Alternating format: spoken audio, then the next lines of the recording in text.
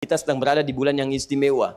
Karena bulan ini langsung disebutkan isyaratnya oleh Al-Quran, dirinci oleh hadis-hadis Nabi SAW. Alhamdulillah, di antara sekian hamba yang masih hidup sampai bulan Rajab, kita yang masih diberikan kesempatan hidup oleh Allah Subhanahu wa Ta'ala. Nah, tidak cukup dengan amin. Sekarang pertanyaannya, apa keistimewaan bulan Rajab itu? Karena keistimewaannya bukan amin. Amin, amin, bukan. Yuk kita tanyakan dulu, ya Allah, apa keistimewaannya, apa ada amalan tertentu, apa yang harus dikerjakan, dan turunan-turunan yang lainnya. Jelas sampai sini? Baik, kalau jelas, yuk kita teruskan. Silakan.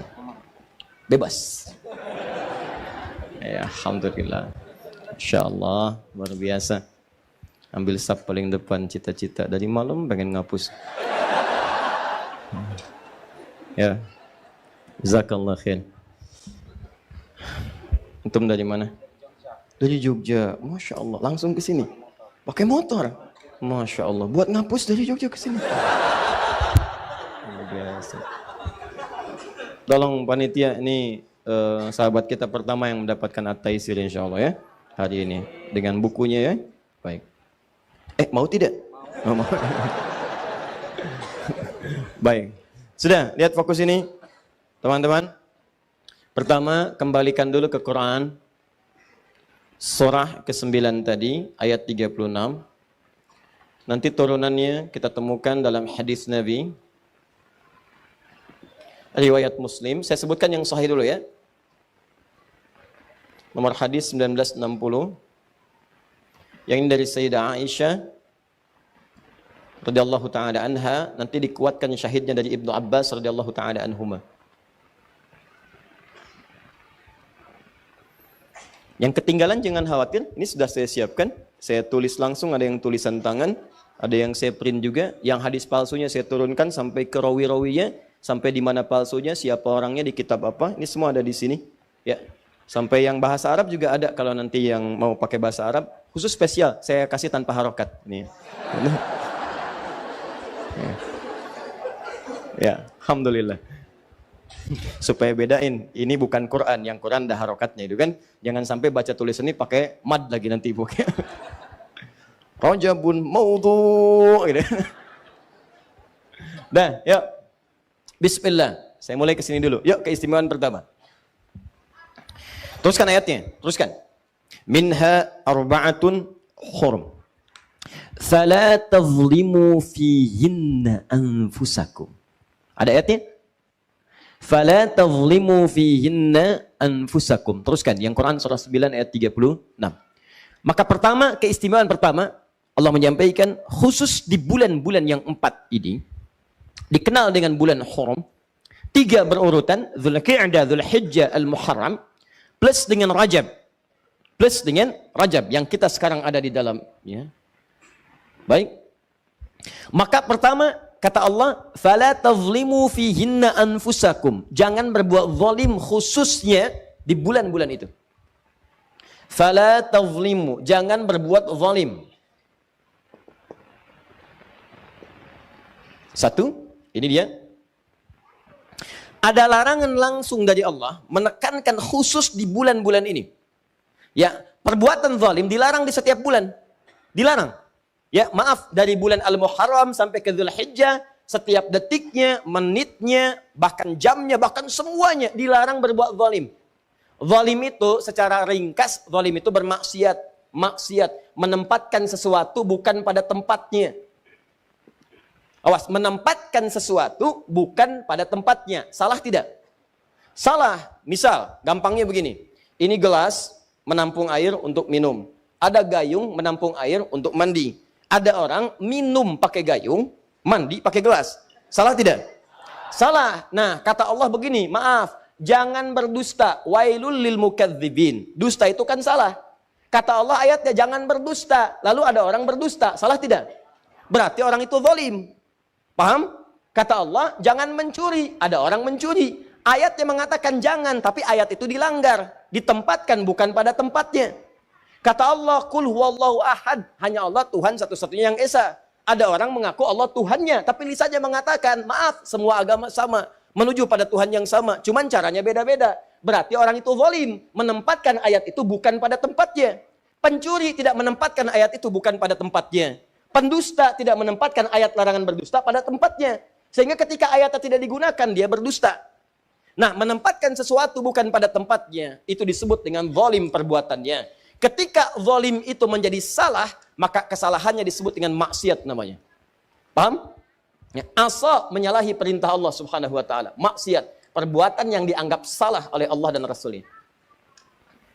Jadi kalau kita ingin terjemahkan secara singkat, zalim itu secara singkat perbuatan maksiat yang dilarang oleh syariat. Kalau sudah maksiat berarti melahirkan dosa, begitu rumusnya. Maksiat lawannya taat. Awas, hati-hati. Taat melahirkan pahala. Lawan dari taat, maksiat melahirkan dosa. Di Quran itu cuma ada dua. Imma taat untuk dikerjakan, atau maksiat untuk ditinggalkan. Makanya agama itu sederhana. Kerjakan, do it, kerjakan.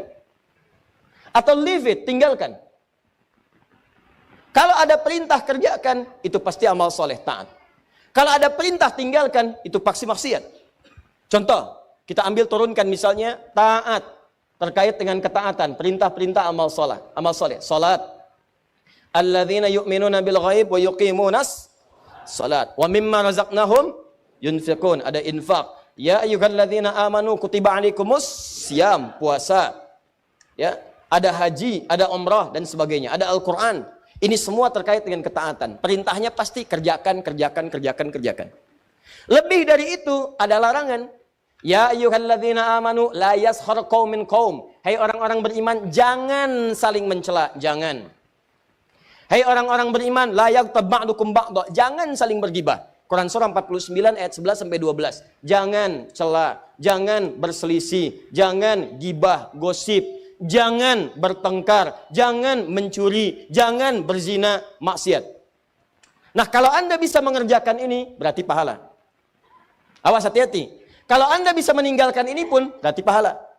Karena perintahnya, kerjakan, tinggalkan. Ingat, pahala itu bukan hanya terletak pada ketaatan. Ingat ya, saya ulangi. Pahala bukan hanya terletak ketika Anda mengerjakan ketaatan. Salat dapat pahala, infak dapat pahala. Bukan hanya itu, Anda meninggalkan maksiat pun dapat pahala. Teman-teman di kantor nih, lagi di kantor, lagi kerja. Ada yang ngajak Anda korupsi, disogok Anda menolak. Bukan cuma menolak, Anda dapat pahala saat itu. Ketika Anda diajak curang, ada tender, Anda diminta curang, Anda menolak. Begitu Anda menolak, Anda dapat pahala. Jangan dikira Anda menghindari maksiat saja, tidak. Karena rumus Qur'annya begitu Anda meninggalkan maksiat, maka pahala diberikan kepada Anda. Sama ketika Anda misalnya sedang lihat WhatsApp, nonton TV, ada videoton di jalan, ada tampilan-tampilan aurat terbuka. Kemudian Anda palingkan wajah Anda hindarkan misalnya. Begitu Anda hindarkan, Anda dapat pahala di situ. Jadi meninggalkan maksiat itu bukan sekedar menghindari. Bukan cuma itu persoalannya. Begitu Anda tinggalkan, pahala didapatkan. Ibu sedang kumpul-kumpul. Tiba-tiba begitu sedang kumpul, ada yang bergosip misalnya. Kemudian ibu alihkan kepada pembicaraan yang lain. Itu begitu Anda alihkan, Anda mendapatkan pahala. Jeng, kok pindah topik? Kenapa? Iya, saya lagi nyari pahala. Luar biasa. Emang pahala di mana belum ketemu? Jelas ya? Baik, jadi ini gambarannya. Lihat, sebaliknya, kalau Anda kerjakan secara berlawanan, maka konsekuensinya Anda mendapatkan dosa. Perhatikan, taat ini sifatnya dikerjakan. Tiba-tiba Anda kerjakan berlawanan, Anda tinggalkan. Harusnya sholat, tidak sholat. Harusnya infak, tidak infak. Misalnya. Harusnya puasa, dia tinggalkan. Harusnya bisa haji, dia sengaja tidak lakukan. Maka ketika perintahnya minta dikerjakan, Anda kerjakan berlawanan, Anda tinggalkan, maka rumusnya pun berlawanan. Maka lawannya yang datang dosa. Sama persis, ini perintahnya tinggalkan. Lalu ada orang kemudian mengerjakannya, berlawanan dia lakukan. Kata Allah, jangan berselisih, tiba-tiba Anda berselisih. Kata Allah, jangan mencela, tiba-tiba ada yang mencela. Kata Allah, jangan mencuri, tiba-tiba mencuri. Seharusnya mendapatkan pahala dari meninggalkan dosa ini, maka mohon maaf, terbalik dia. Yang seharusnya dapat pahala ketika meninggalkan, maka dosa yang diraih di sini. Jelas di sini? Baik. Kalau sudah paham hukumnya, teman-teman sekalian, maka perhatikan baik-baik. Khusus di bulan-bulan yang 4 ini, Dan sekarang kita ada di salah satunya yaitu bulan Rajab. Ketika ada perintah mengatakan jangan kerjakan maksiat, jangan berbuat zalim. Kata para ulama tafsir, perbuatan zalim itu tidak mengenal waktu, kapan pun nggak usah dikerjakan. Tapi ketika ada penekanan tertentu di bulan atau di waktu tertentu, ini menunjukkan bahwa maaf, keutamaan di bulan itu bukan sekedar penting meninggalkan yang diharamkan saja, tapi pahalanya bisa 2 kali lipat dari sebelumnya. Jadi kalau ada orang berusaha meninggalkan maksiat di bulan Rajab, di bulan-bulan yang 4 tadi, sekarang kita Rajab di dalamnya, dia berusaha meninggalkan maksiat. Misalnya maaf, mata dia jaga supaya di jalan nggak ngelihat yang bermaksiat. Di handphone nggak lihat yang bermaksiat. Begitu dia buka status media sosial, pengen lihat Akhyar TV yang muncul iklan. Aurat terbuka, gitu kan? Astagfirullah, Akhyar TV kok ada gininya? Bukan, itu iklan. Iklan. Maka Anda palingkan, gitu kan? Tutup kemudian ganti, langsung cari lagi, ya. Dan tidak lambat, tidak lambat. Astagfirullah. Tutup, seketika palingkan. Begitu Anda tutup, itu pahalanya 2 kali lipat dari hari sebelumnya. Di bulan ini, itu kata para ulama, ya ada nanti Imam Al-Qurtubi, ada beberapa syekh yang lainnya mengatakan ketika Allah menekankan meninggalkan maksiat di bulan tertentu, itu menunjukkan perbuatan itu melahirkan pahala berganda dari waktu-waktu sebelumnya. Jadi bulan Rajab ini, kalau Anda bisa mengevaluasi diri, meninggalkan semua maksiat yang pernah dikerjakan dari ujung kepala sampai ujung kaki, maka diberikan pahala 2 kali lipat setidaknya dari hari-hari sebelumnya. Rumus pahala itu, kalau diberikan, setidaknya paling minimal 10.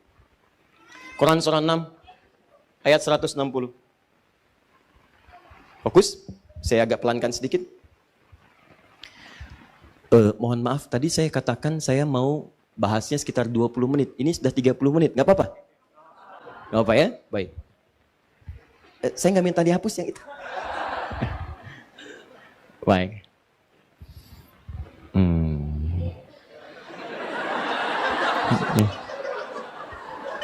Semuanya aja mas. Ya semuanya nggak apa-apa ya. Ya terima kasih. Ya. Ya. Terus dorong papan tulisnya dorong masukin ke dalam. Masya Allah. Ya. Terima kasih ya. Ya semangat itu penting tapi terlampau kreatif juga masalah ya.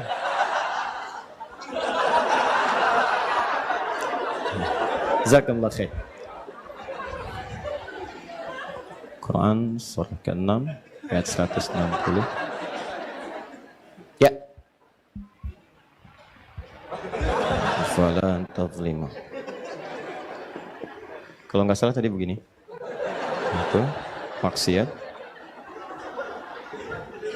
Dosa. Maksiat dosa. Ini taat. Melahirkan pahala. Berselisih, mencela, gosip, dan seterusnya. Saya tambahkan satu, menghapus apa yang tidak boleh dihapus. Sudah. Zakallah khair. Canda ya. Tapi jangan diulangi. Sekarang lihat rumusnya gini. Saya agak tenangkan sedikit. Kalau Anda mengerjakan ketaatan di hari-hari biasa, maka pahalanya standar. Ini 10. Sama, meninggalkan maksiat di hari-hari biasa juga dapat pahala 10. Mengerjakan kebaikan, meninggalkan maksiat karena Allah disebut amal soleh. Amal soleh punya pahala disebut dengan hasanah. Hasanah punya poin setiap satunya 10. Dalilnya Quran surah ke-6 ayat 160. Man jaa bil hasanati falahu asyru amthaliha. Siapa yang bisa mengerjakan perbuatan punya nilai hasanah, amal soleh punya nilai hasanah, maka setiap hasanah punya poin 10. Poin itu dibawa ke akhirat. Jarak antara satu keduanya 500 tahun, 2 ketiga 500 tahun, 3 keempat 500 tahun. Jadi jangan kira hitungan 1 sampai 10 itu hitungan 1 2 3 sampai 10, bukan. Banyak pahalanya. Maka kalau ada orang misalnya sholat tadi ya, orang misalnya puasa, orang misalnya baca Al-Quran hari-hari biasa. Hari-hari biasa, Senin, Kamis, kan? Baca Quran hari biasa, bulan-bulan biasa. Di luar yang 5 tadi, maka setiap satunya patuh pekerjaannya 10 nilainya. Sama, Anda menghindari maksiat, di kampus tidak bermaksiat, ya diajak nyontek, Anda tolak. ya, maaf, mark up misalnya, LKS dan sebagainya, Anda tolak. Tinggalkan hal-hal yang tidak baik, Anda tolak. Itu dapat poin. Poin pahala. Anda di kantor, ada yang ngajak korupsi, ngajak nyogok, ngajak macam-macam, tinggalkan. Dapat nilai kebaikan, 10 poinnya. Tapi ingat baik-baik, ingat baik-baik. Begitu Anda mengerjakan keburukan, sholat tidak dikerjakan, maksiat malah dilakukan, maka rumusnya, begitu satu dikerjakan, 1 nilai dosanya. Tapi 1 itu jangan dianggap ringan, karena 1 itu akan mengambil pahala yang telah Anda dapatkan sebelumnya. Misal, maaf sekali ya, maaf, ada orang sholat, begitu selesai sholat, membicarakan orang lain. Nggak tanggung-tanggung, imam yang dibicarakan. Tuh imam kenapa sih bacanya tadi begitu? Iya ya, jelek banget ya, beda dari sebelumnya. Padahal Anda aja nggak mampu jadi imam. Nah, begitu Anda bicarakan demikian, itu pahala Anda ditransfer langsung ke imam tadi. Kenapa bicara begitu? Itu tadi imam, memangnya imam itu, memang kenapa sih nggak ada yang kemarin? Nambah lagi 1, pindah lagi ke yang lain. Awas hati-hati. Mereka kenapa? Bicara yang nggak baik, itu nggak boleh, itu dosa. Untung saya nggak seperti mereka. Mereka itu memang kurang bagus tuh ya. Itu pindah lagi situ. Jadi begitu itu kalimat disampaikan, pahala sholatnya seketika pindah kepada yang dibicarakan. Seketika. Itu langsung dipindahkan. Bukan cuma 1, 2 lagi, semua pahala yang didapatkan pindah ke orang tadi. Awas hati-hati, jangan dikira mudah. Nanti di akhirat timbangannya itu akan begini. Semua pahala dikurangin dosa. Ya, kadang nggak sadar tuh ada dosa mata, dosa telinga, dosa lisan sampai ke ujung kaki, kadang nggak sadar. Ingat baik-baik ya, bukan hanya sekedar meninggalkan perbuatan yang ini, tapi merespon maksiat pun itu ada dosanya. Nah, sebaliknya, kalau perbuatan ini dikerjakan atau ini ditinggalkan di waktu-waktu spesial, maka pahalanya beda dengan waktu biasa. Seperti apa contohnya? Ramadan. Ramadan itu kalau ini dikerjakan, nilainya 10 kali lipat dari hari sebelumnya. Jelas? Nah, sama persis juga dengan yang ini. Yang ini itu kalau meninggalkan keburukan, hari-hari biasa 10. Tapi kalau masuk kepada istimewa, Dzulqa'dah, Dzulhijjah, Al-Muharram, bulan Rajab, maka pahalanya dilipat gandakan. Dari yang 10 minimal 2 kali lipat. 2 kali lipat bisa 20 kebaikan. Jadi, ini makanya ada yang menyebut Rajab itu bulan introspeksi. Ya, bulan introspeksi. Bulan muhasabah. Silahkan evaluasi diri. Ada waktu kita untuk menilai. Coba tolong ya teman-teman, coba dicek dulu. Cita-cita mau kemana di akhirat nanti? Surga. Surganya apa? Firdaus. Mau bersama Nabi? Yang pengen semua itu boleh angkat tangan. Tuh, ya. Terserah mau angkatnya gimana. Mau begini, mau begini, mau begini. Pokoknya saya bicara surga, nggak bicara yang lain. Bebas. Saya netral. Saya udah bosan dengan pertanyaan itu. Ustadz, sekarang ada tahiyatnya 2 versi. Bagaimana? Ada tahiyatnya begini, ada tahiyatnya begini katanya kan. Udahlah, nggak usah masuk ke urusan-urusan ibadah ini seperti itu. Saya netral. Kemarin di PTM, saya nanya sholat subuh jam berapa? 4.40, 4.41, 4.42. Pokoknya saya nggak pengen 1 dan 2, 4.40 udah cukup. Dah, nih. Anda pengen ke surga, surga Firdaus. Ingin berjumpa dengan Nabi sallallahu alaihi wasallam. Pertanyaannya, bekal apa yang sudah Anda siapkan sampai hari ini? Sedangkan rumusnya nanti kan, pahala, itu dikurangi dosa. Nah, sekarang jujur dah. Untuk ke surga itu kan bekalnya pahala. Amal soleh. Buka Quran surah kedua ayat 25. Quran surah kedua ayat 25. Paling kanan sebelah atas di mushaf. وَبَشِّرِ الَّذِينَ آمَنُوا وَعَمِلُوا الصَّالِحَاتِ أَنَّ لَهُمْ جَنَّاتٍ تَجْرِي مِنْ تَحْتِهَا. Berikan kabar gembira pada orang-orang beriman dan beramal soleh. Kami telah siapkan surga untuk mereka. Jadi ke surga itu bekalnya pahala, amal soleh. Sedangkan maaf sekali, dosa akan menjerumuskan seseorang kepada neraka. Neraka itu nggak ada bekal lain kecuali dosa. Sudah. Quran surah keempat ayat 56, paling kanan sebelah atas. Innal ladzina kafaru bi ayatina sawfa nuslihim nara. Orang-orang yang ngumpulin dosa saat di dunia, ingkar terhadap perintah kami. Disuruh kerjakan, gak mau. Disuruh ninggalkan, malah dilakukan. Orang-orang yang begitu, kasih kabar kepada mereka. Kami akan celupkan mereka ke neraka. Jadi kalau orang banyak dosanya, udah pasti neraka. Orang banyak pahalanya, pasti surga. Orang setengah-setengah, ini 50, ini 50. Tempatnya A'raf. Di tempat antara neraka dan surga. Al-A'raf namanya. Makanya turun surah ke-7 Al-A'raf. Rahasianya di ayat ke-45 sampai 46. Dia nunggu di situ sampai selesai hisab. Baru setelah selesai hisab dimasukin ke surga. Hisab itu kalau berlangsung sehari saja nunggunya sampai 1000 tahun. Itu tuh. Sedangkan Anda nggak ada yang nggak ngacung tadi. Semuanya pengen ke surga, bekalnya Firdaus. Kita sepakat ke surga itu bekalnya pahala. Awas, dosanya tipis. Kalau bisa nggak ada. Sekarang saya tanya pada Anda, siapa yang dosanya tipis? Angkat tangan. Ayo. Ayo, saya pulang. Siapa yang nggak punya dosa? Angkat tangan. Ayo. Ayo. Siapa yang sedikit? Yang banyak? Yang banyak sekali. Tuh, kan? Pengen ke surga, dosa banyak. Gimana? Ketawa lagi. Gak, saya pengen merenung coba. Coba renungkan. Karena kita memilih atau tidak, pasti wafat. Pasti wafat. Dan itu pasti niscaya. Ada beberapa kejadian yang sangat luar biasa beberapa hari ini. Saya dapat telepon dari ibu, kita ngobrol. Ngasih tahu, nak kemarin ibu fulana yang punya majlis ta'lim itu, Masya Allah katanya. Beliau punya anak kan, jadi begitu kemudian sedang mengaji, beliau di sampingnya sambil istirahat dengar anaknya ngaji. Ya, kemudian ketika mengaji itu kata beliau nggak dibaca panjang, nah bacanya pendek biasa aja. Begitu dibaca pendek, ngaji lagi, suara ibunya sudah nggak ada. Tiba-tiba dilihat sudah meninggal, senyum begini. Demi Allah tidak ada suara nafas tersendat, tidak ada apapun, nggak ada sesak, nggak ada apa-apa. Tiba-tiba senyum meninggal. Dalam keadaan masih bisa membetulkan anaknya dalam keadaan mengaji itu. Luar biasa. Dan banyak orang yang wafatnya mulia gitu. Pertanyaannya kan kita tidak tahu kapan kita pulang. Suatu saat kita pasti akan pulang. Pertanyaan saya, duhai teman-teman yang pengen ke surga, ketika pulang nanti bekalnya siap belum? Nah kan rumusnya begini tadi sudah paham. Kalau banyak pahala pasti ke surga. Banyak dosa ini terancam neraka. Sedangkan Anda sendiri tidak sanggup mengatakan dosanya sedikit.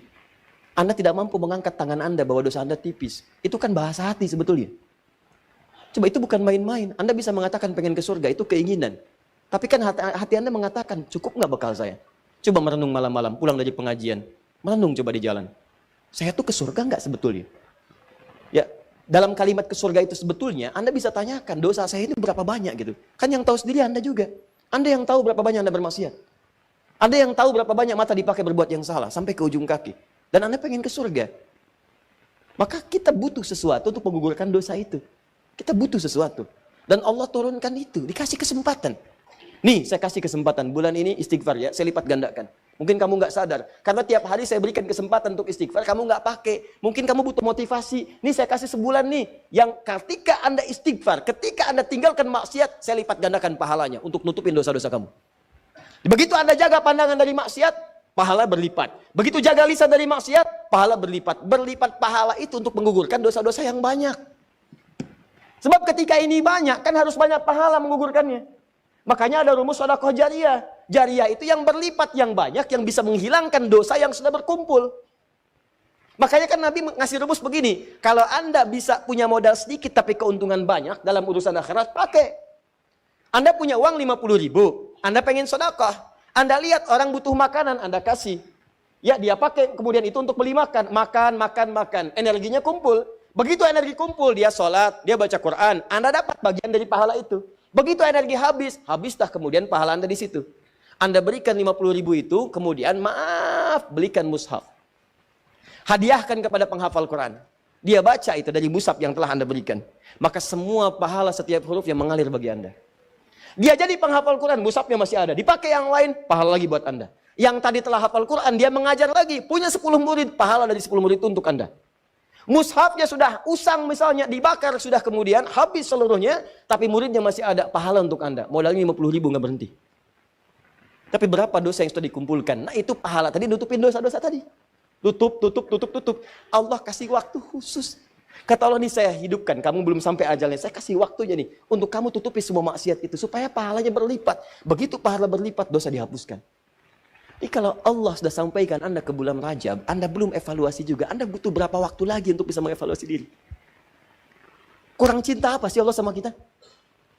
Makanya ketika Nabi minta Umar mengatakan, "Hei Umar, siapa yang paling kamu cintai? Keluarga saya, bapak saya, ibu saya." Baru ditempatkan Allah dan Rasulnya. Ya, saya belum mendengar. Ulangi lagi. Sampai Umar mengatakan tidak ada yang paling saya cintai kecuali Allah dan Rasulnya, baru keluarganya. Kata Nabi, ini yang dikatakan oleh Nabi SAW bima makna. Teman-teman sekalian, la yatimmu ahadukum. Atau dalam riwayat lain, tidak sempurna keimanan seseorang. Awas hati-hati, sampai dia mencintai, menjadikan Allah dan aku lebih daripada yang lainnya. Sampai dia lebih menjadikan Allah dan aku lebih daripada yang lainnya. Dicinta Allah itu lebih pada yang lain. Apa tandanya? Amal soleh. Begitu Anda sedang bekerja, Allahu Akbar, Allahu Akbar. Kalau Anda cinta Allah, betul. Tinggalkan apa yang Anda kerjakan. Kerjakan dulu perintah Allah. Kecuali pada aspek-aspek yang darurat sifatnya. Yang Allah perkenankan. Dokter sedang tindakan, sedang operasi. Baru dibuka perutnya, jantung kelihatan. Allahu Akbar, Allahu Akbar. Maaf ya, panggilan Allah sudah tiba. Wah, begitu balik lagi kacau gitu kan keadaan. Nah, itu boleh istisna namanya. Nah, saya pengen katakan ada peluang di bulan Rajab ini untuk mengevaluasi diri. Pahalanya banyak, jangan berbuat zalim. Sebaliknya, ada orang dikasih kesempatan tinggalkan maksiat, saya gandakan, malah bermaksiat. Seakan-akan nantangin Allah. Saya kasih kesempatan ninggalin maksiat, saya gandakan pahalanya. Dia sengaja maksiat. Mata pakai maksiat lagi, telinga dengar maksiat sampai ke ujung kakinya. Maka kata para ulama, orang seperti ini ketika dia diberikan kesempatan untuk meninggalkan maksiat malah dia kerjakan, maka dosanya berlipat dari hari sebelumnya. Jadi bulan ini kalau Anda meninggalkan maksiat pahalanya berlipat, kalau Anda berbuat dosa pahalanya berlipat. Maaf, dosanya berlipat. Kalau Anda berbuat taat dengan meninggalkan maksiat, maka pahala berlipat. Kalau Anda sengaja mengerjakan maksiat di bulan-bulan ini, bulan Rajab Anda kerjakan maksiat, maka dosanya pun berlipat dari sebelumnya. Cukup satu dosa, itu bisa menyebabkan Anda terhambat ke surga. Sekarang dosanya berlipat, Anda masih kerjakan juga, dan Anda pengen ke surga. Allahu Akbar. Mana penghapus? Tuh, sampai kaget itu tutup khusus. Maka yang penting dikerjakan di bulan Rajab ini teman-teman sekalian adalah bagaimana mengevaluasi diri dengan memetakan dua hal. Ini sunnahnya. Ini yang Nabi kerjakan. Satu, jauhi maksiat. Coba cek kebiasaan dari ujung kepala sampai ujung kaki. Apa yang biasa ditonton? Coba lihat tayangan televisinya. Kalau yang banyak tampil aurat, tampil yang jelek-jelek, sudah tinggalkan. Tutup. Pahalanya banyak. Ya. Awas yang biasa dengar yang tidak baik tinggalkan. Sekarang alihkan pada yang baik-baik. Tutup, jauhi sampai ke ujung kaki. Langkah dipakai melangkah kemana? Ayo. Terus tinggalkan, jauhi, maka pahala datang. Nah, biasanya Allah kan ciptakan segala sesuatu berlawanan. Quran surah 51 ayat ke-49, paling kiri sebelah bawah. Wa min kulli syai'in khalaqna zawjaini la'allakum tadhakkarun. Segala hal saya ciptakan berlawanan, berpasangan supaya kalian itu tahu cuman saya yang tidak punya pasangan. Laki-laki pasangan perempuan, jantan pasangan betina, putik pasangan benang sari. Sama, maksiat itu punya lawan namanya taat. Ada lawannya. Ada pasangan yang bisa kemudian bersatu. Ada pasangan dalam bentuk lawannya hitam, lawannya putih, ya kan? Nah, ini nggak bisa bersatu dua-duanya. Awas, hati-hati. Taat lawannya maksiat. Pasangan yang dimaksudkan lawan tadad dalam bahasa Arab, nggak bisa menyatu. Maka biasanya ini akan saling mengalahkan. Kalau yang satu unggul, yang lainnya turun. Yang satu turun, yang lain naik. Demikian kalau orang sudah terbiasa menjauhi maksiatnya ditekan, maka taatnya akan naik. Kalau nggak percaya silahkan. Kalau orang sudah terbiasa menghindari kosakata yang kotor, maka di lisannya akan keluar yang baik-baik saja. Kalau dia terbiasa kemudian melihat yang baik-baik, maka maksiatnya yang buruk-buruk tidak akan pernah dilihat. Sebaliknya, maaf, kalau terbiasa melihat yang haram, maka kepada yang halal itu akan nggak suka. Saya sering katakan, kalau suami-suami sudah senang melihat wajah-wajah yang bukan mahramnya, pasti ada rasa ketidaksukaan pada istrinya. Ketika seorang suami sudah tidak senang memandang istrinya yang halal, itu berarti matanya sering dipakai melihat yang haram. Sama persis ketika istri sudah tidak senang memandang yang halal dari suaminya, maka seringkali dia melihat wajah-wajah yang diharamkan kepadanya. Coba cek berapa banyak Anda menggali status di media sosial. Silahkan cek berapa banyak wajah-wajah yang seharusnya dilihat Anda lihat dan seterusnya. Ini gambarannya. Anda tinggalkan ini, ya di bulan-bulan ini pahala dapatkan, maka konsekuensinya taatnya pasti akan bertambah. Ini rumus ya. Jadi mustahil ada orang meninggalkan maksiat, taatnya tidak naik, itu mustahil. Mustahil. Jadi di bulan Rajab ini, yang harus Anda kerjakan, tingkatkan ketaatan, jauhi maksiat. Cara paling cepat, tinggalkan maksiat, maka ini akan naik. Nah, ada satu rumus, yang saat ibadah ini dikerjakan, rumusnya dilakukan, maka dua-duanya ini akan segera otomatis terjadi. Saya ulang, ada satu rumus, satu jenis ibadah yang kalau Anda kerjakan ini, maka secara otomatis semua jenis maksiat akan ditinggalkan dan semua jenis ketaatan akan dikerjakan. Ibadah itu namanya puasa. Cuma puasa yang saat dikerjakan pada saat yang bersamaan, maaf, orang yang puasa saat mengerjakan puasa itu pada saat yang bersamaan sudah pasti akan meningkat nilai ketaatan dan amal ibadahnya. Silakan kalau tidak percaya. Anda tidak puasa belum tentu bisa memberi. Silakan cek. Ada yang di depan mata minta pak, belum tentu diberi. Tapi saat puasa, jangankan yang kelihatan mata, yang tak nampak di data. Berapa yatimnya, berapa du'afanya. Silakan cek saat Ramadan. Bukankah Anda mendata berapa yatim, berapa fakir, berapa miskin. Anda kalau tidak sedang puasa, belum tentu baca Al-Quran. Tapi saat puasa, itu bisa buka dalam setiap kesempatan. Buka Al-Quran, baca. Anda kalau tidak sedang puasa, jangankan sholat sunnah, sholat fardu terlambat biasa. Tapi kalau sedang puasa, jangankan yang fardu, yang sunnah Anda kerjakan. Jadi puasa itu, pada saat yang bersamaan ketika dikerjakan, pasti bisa meningkatkan amal soleh. Saat bersamaan, orang puasa pasti meninggalkan maksiat. Nggak ada orang puasa sengaja mengerjakan maksiat, nggak ada. Dan dia akan jaga. Silahkan cek. Lisan mau berdusta, dipancing-pancing, nggak mau. Ya, lihat. Mau marah, ditahan. Kenapa? Takut batal puasanya. Itu latihannya. Maghrib jam berapa sekarang? 18, 17, 18, 18, 20. Ya. Kita ambillah pertengahan. 18. Jam 6 lewat 18. Maghrib jam 18. Ada orang mencela Anda habis-habisan jam 18 lewat 15. Tinggal 3 menit lagi maghrib. Wah, Anda diprovokasi. Dasar begini, dihina habis-habisan Anda. Dihina habis-habisan. Tapi Anda nggak membalas. Padahal biasanya temperamen. Ditanya, kenapa nggak balas? Nanti habis buka. Habis buka. Takut batal puasa. Itu makanya cara terbaik berevaluasi diri itu saat puasa. Puasa, tahan maksiat, kerjakan semua nilai ketaatan-ketaatan. Makanya disebutkan di hadis Muslim, nomor hadis 1960, riwayat Sayyidah Aisyah, dikuatkan oleh keterangan Ibnu Abbas radhiyallahu taala anhuma, Nabi itu teman-teman sekalian, ya sering meningkatkan puasa di bulan-bulan hurum, Ya, bulan hurum termasuk bulan Rajab.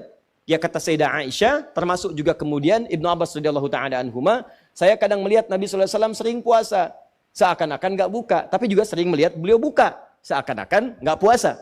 Ya, maksudnya apa? Maksudnya kalau Anda ingin kemudian meningkatkan puasa di bulan-bulan hurum seperti bulan Al-Muharram, bulan Dzulqa'dah, bulan Dzulhijjah, bulan Rajab, itu silahkan boleh-boleh saja. Walaupun tidak ada kekhususan mengkhususkan puasa di satu bulan saja, tidak. Ya, tapi kalau Anda ingin tingkatkan puasa, silahkan. Ini dalilnya yang sahih. Apa dalil sahihnya? Tadi saya bacakan. Ya, pertama isyarat ayat Qur'annya menyebutkan demikian. Yang kedua untuk puasanya hadis Muslim nomor hadis 1960. Kalau Anda ingin menunaikan puasa di bulan Rajab dengan mengikuti Nabi, isyaratnya untuk menghidupkan evaluasi diri, terkhusus di bulan-bulan haram yang 4 tadi, maka itu tidak ada masalah, silahkan. Sunnah, boleh. Kalau ada yang tanya, boleh nggak saya puasa bulan Rajab? Silahkan. Anda mau Senin puasa? Silahkan. Kamis puasa? Silahkan. Tidak ada batas seperti hari-hari biasa. Seperti hari biasa. Cuman pahalanya ketika Anda kerjakan untuk menghindari maksiat, maka tadi itu bisa berlipat dari hari sebelumnya. Jelas sampai sini? Jadi kalau Anda ingin puasa bulan Rajab, misalnya saya pengen puasa Senin, boleh. Pengen puasa Kamis? Boleh. Pengen puasa Senin Kamis? Silahkan. Pengen Ayyamul Bid? Silahkan. Pengen puasa Daud? Silahkan. Atau pengen misalnya puasa beruntut, Senin puasa, Selasa puasa, Rabu puasa, Kamis tidak? Boleh. Apa dalilnya? Tadi, karena puasa di bulan-bulan hurum dianjurkan oleh Nabi SAW. Bulan hurum ada 4, 1 Dzulqa'dah, 2 Dzulhijjah, 3 Al-Muharram, 4 Rajab. Paham? Tapi kalau ada kemudian yang menyampaikan kepada Anda, kalau Anda puasa di bulan Rajab akan mendapatkan pahala sekian. Puasa di bulan Rajab mendapatkan surga, nanti di surganya ada sungai namanya, sungainya Sungai Rajab, ya kan? Puasa sehari di bulan Rajab, maka Anda akan diampuni semua dosa, dibebaskan dari neraka. Kalau sudah bebas dari neraka, ngapain puasa Ramadan? Jelas? Jadi keutamaan puasa di bulan Rajab itu sebetulnya keutamaan umum yang disebutkan dalam dalil-dalil masuk dalam kategori puasa dan ibadah di bulan-bulan hurum. Seperti keutamaan di 3 bulan yang lainnya. Tidak ada amalan-amalan khusus misalnya yang hadis-hadisnya menunjuk keistimewaannya. Tapi kalau Anda kerjakan, silahkan saja kerjakan dengan niat mengerjakan amalan-amalan rutinitas seperti yang lainnya. Dan pahala Allah berikan kepada Anda. Contoh, Anda pengen sholat malam, silahkan sholat malam. Mau di bulan Rajab, bulan Sya'ban, bulan ini silahkan. Ya, sholat pertengahan malam silahkan, tahajud silahkan, ba'diyah maghrib silahkan, ba'diyah isya silahkan. Tapi kadang-kadang teman-teman sekalian, jangan sampai kemudian termotivasi oleh dalil-dalil sebetulnya yang tidak ada susunannya atau informasinya dari Nabi SAW.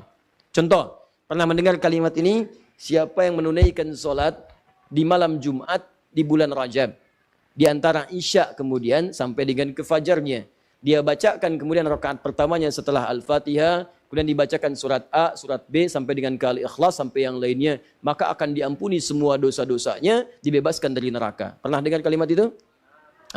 Ini hadisnya hadis palsu. Ya, hadisnya hadis palsu. Bahkan di kitab hadis palsu pun tidak ditemukan. Ya, saking palsunya hadis ini, di kitab hadis palsu pun tidak ditemukan.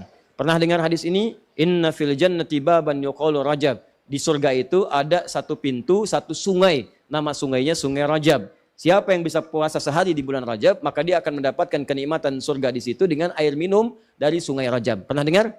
Nah, itu hadisnya pun hadis palsu. Saking palsunya, teman-teman, di kitab-kitab yang primer pun tidak ditemukan. Saya sudah menggali, ada 7 kitab yang menyampaikan itu. Saya sudah tulis semuanya, 7 kitabnya, di mana ininya, rawinya siapa, saya sampaikan semua.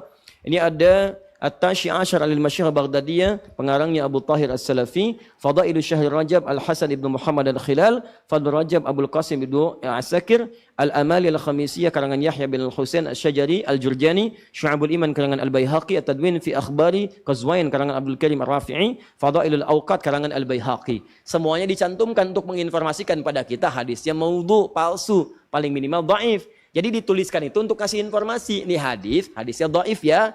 Ya, hadisnya palsu, jangan dipakai sebagai rujukan. Bukan dituliskan untuk menginformasikan pada kita itu amalan, jelas. Tapi kalau Anda misalnya pengen bangun malam, silahkan. Cuma jangan merujuk kepada informasi tadi. Jadi kita bersikap adil di tengah-tengah. Awas hati-hati. Hadis ini ditampilkan bukan untuk mencela orang. Jangan sampai Anda melihat ada orang misalnya puasa di bulan Rajab, Anda katakan, oh ya hadis palsu. Bukan. Karena dia bisa menggunakan yang sahih. Jelas. Anda sendiri nggak puasa, malah mencela orang. Kalau pengen puasa silahkan, tapi gunakan sandaran yang sahih hadisnya. Jelas? Kalau malam pengen sholat, boleh nggak? Boleh. Silahkan tunaikan sholat, tapi jangan jadikan hadis palsu sebagai sandaran. Paham?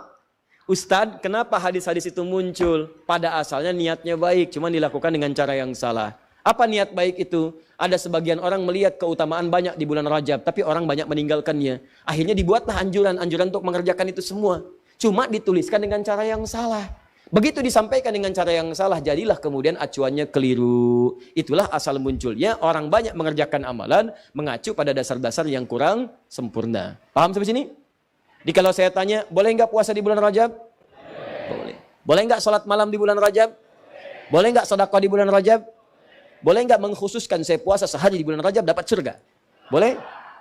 Itu yang dalilnya bermasalah. Paham sampai sini? Jadi itulah asal muasalnya, runtutan ayatnya sudah ada jelas, hadisnya sudah ada, yang palsu sudah ada, yang sahih juga ada, yang sahih dijadikan acuan, yang kemudian dhaif atau palsu kita tinggalkan. Sepakat sampai sini? Maka kalau sudah sepakat, yang tidak sepakat kita tinggalkan dan tidak ada pertanyaan lagi sampai harus diulang ke tahun depan. Jelas ya? Baik, paham sampai sini?